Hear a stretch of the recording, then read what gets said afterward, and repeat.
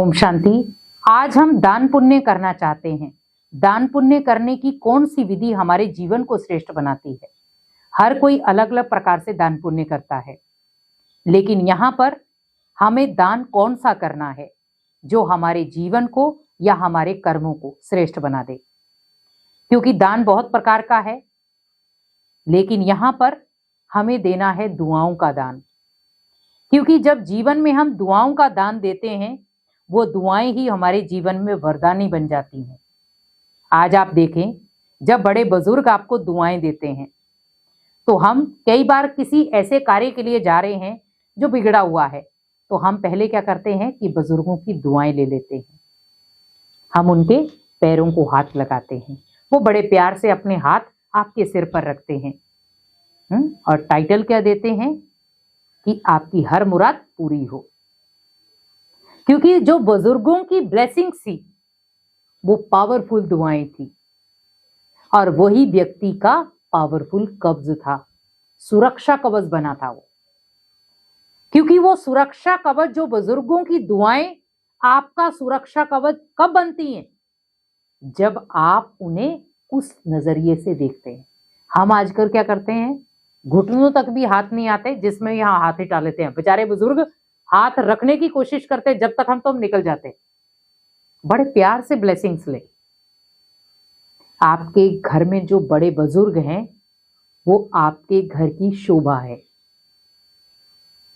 कई बार क्या होता है कि संस्कारों का टकराव होता है, क्योंकि कहते हैं ना, बच्चा बूढ़ा एक समान।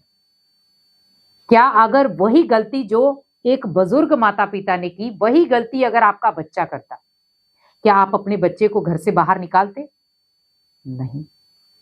लेकिन हमने निकाला किसको? बुजुर्गों को निकाल दिया। आज बहुत सारे ऐसे वृद्धाश्रम बन गए जहां पर बुजुर्गों को लोग जाकर देखते हैं, मिलते हैं, बातचीत करते हैं, उनको बहुत सारी चीजें दान में देते हैं, और वो दान के बदले क्या देते हैं? दुआएं देते हैं, और वो भी एक हाथ से नहीं, दो दो हाथ से। आप सोचिए, हमने अपने घर की दुआएं किसी दूसरे के घर में भेजी, जहां पर वो दुआएं मेरे को मिलने वाली थी, आज वो दुआएं कईयों को मिल रही हैं। क्योंकि आप ये सोचिए, बुजुर्ग कैसा भी है, हम उसे वैसा बनाते हैं। हमारी नेचर, हमारी एक्टिविटी, हमारे संस्कार उसे ऐसा बनाते हैं। मैं ये नहीं कहती हूं कि सारे एक समान होते हैं। कुछ ऐसे भी होते हैं कि जो थोड़ा अहंकार में हैं, या कोई ऐसी चीजों में आते हैं जो आपको पसंद नहीं है। पर यह मतलब नहीं है कि हम उन्हें घर से ही बेघर कर दें। वो बड़े प्यार से उस घर को, एक एक ईंट को सजो करके लगाते हैं, वो घर बनाते हैं, बच्चों को पालते हैं, बच्चों को खिलाते पिलाते, बिजनेस में बड़ा ओहदा दिलाते।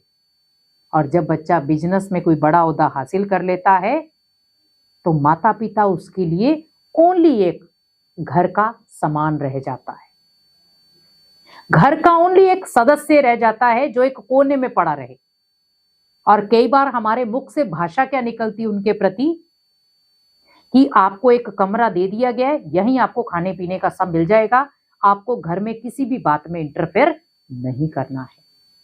आप अपने साथ बात करें, कौन कौन हम ये बातें करते हैं? हम लोगों को दान देने जा रहे हैं कि आज मैं रोड में जितने भी भिखारी हैं, मैं उनको दान देने जा रहा हूं, या मान लो मैं मंदिर में जाके भगवान को दान देने जा रहा हूं। आप सोचिए कि मंदिर का भगवान भी दान से तब खुश होगा जब आप अपने घर के बड़े बुजुर्गों का ध्यान रखोगे। आपके घर के बड़े बुजुर्ग रो रहे हैं और आप भगवान को हंसाने की कोशिश कर रहे हो, कैसे होगा? क्या वो दान आपका सफल हो पाएगा? नहीं। अगर आप अपने घर के बड़े बुजुर्गों को हंसा नहीं सकते, तो कम से कम उन्हें रुलाओ मत।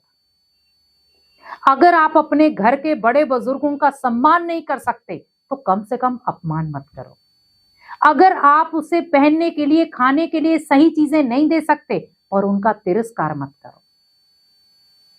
हम अनेक जगह दान दे रहे हैं, लेकिन अगर आप ये देखें कि अगर मैं जो दान में बाहर दे रहा हूं, अगर वही चीजें मैं अपने माता पिता को लाकर देता तो शायद उनका आशीर्वाद मेरे लिए वरदान साबित होता।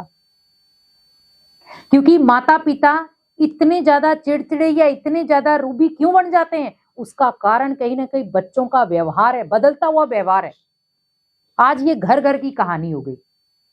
पेरेंट्स अगर बीच में बच्चों को टोक रहे हैं तो हम सीधा कह देते, अरे पुराने जमाने की बातें कर रहे हो, कुछ नए जमाने की करो।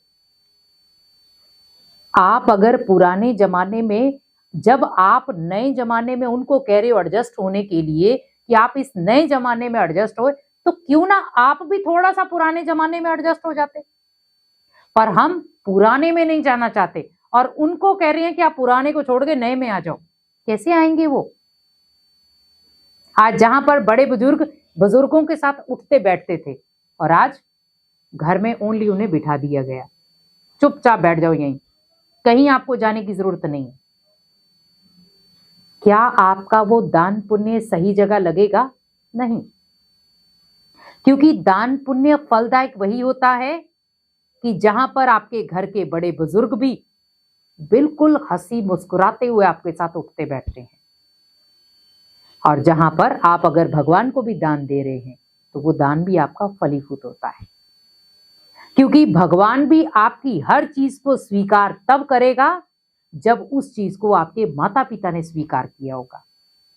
एक चीज हमेशा याद रखें कि दान पुण्य का फल उसी घर में सबसे ज्यादा फलीभूत होता है जहां पर बुजुर्गों की ब्लेसिंग्स होती हैं, जहां पर बुजुर्गों का एक ऑरा मंडल रहता है, ब्लेसिंग्स वाला, दुआओं वाला।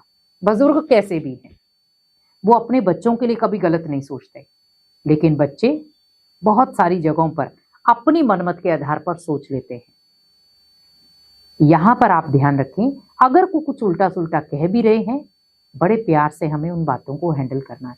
जहां पर आपको लगता है वो गलत है, आप शिक्षा दो, क्योंकि कई बार बड़े भी गलती कर देते हैं, लेकिन ये मतलब नहीं है कि आप उनका अपमान करते रहो, एक ही बात को लेके पकड़ते रहो, नहीं।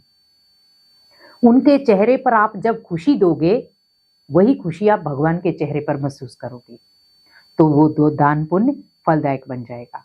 इसीलिए दान पुण्य करने से पहले आपको ये ध्यान रखना है कि मुझे दान करना है दुआओं का, और सबसे पहले अपने घर के बड़े बुजुर्गों को प्यार से चलाने का।